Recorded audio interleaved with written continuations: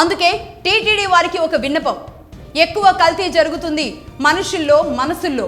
భగవంతుడి మీద నమ్మకం లేని వాళ్ళు ఇంకొంచెం దుర్మార్గానికి తెగబడి ఉండవచ్చేమో గాని దానికి మీరు చేయవలసింది, తక్షణ చర్యలుగా తీసుకోవాల్సింది అనేక ఉన్నాయి. లడ్డు ఏడుస్తున్నట్టుగా, బకుళామాత ఏడుస్తున్నట్టుగా వీడియోలు కట్టడం కాదు. ప్రజల్లో లేనిపోని చెడుని పెంచడం కాదు. ఈ సమస్యని తుంచండి, మూలాల్లోకి వెళ్ళి ఆలోచించండి. పండితులు ఏం చెబుతున్నారో వినండి. ఇప్పటికీ కూడా మీరు తెస్తున్న స్వామికి సమర్పించే నెయ్యి దేశవాళీ ఆవుది మాత్రమే కాదు, అన్ని ఆవుల కలయికతో తయారైనది. అది కూడా శ్రేయస్కరం కాదు అన్న విషయాన్ని గుర్తించాల్సిన అవసరం ఉంది.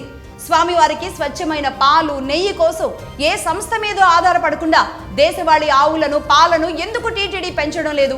స్వామివారికి దాదాపుగా ఇప్పటికే 7,000 పైచిలుకు భూములు ఉన్నాయి.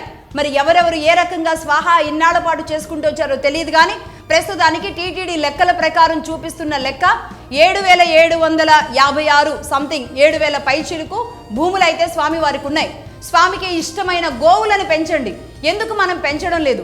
అలాగే కెమికల్స్ ఏమాత్రం వాడని పచ్చని పచ్చికను ఆ ఆవులు తినడం ద్వారా వచ్చే చిక్కటి పాలను మనం ఎందుకు ప్రొడ్యూస్ చేయలేకపోతున్నాం అనేది గుర్తించాల్సిన అవసరం ఉంది.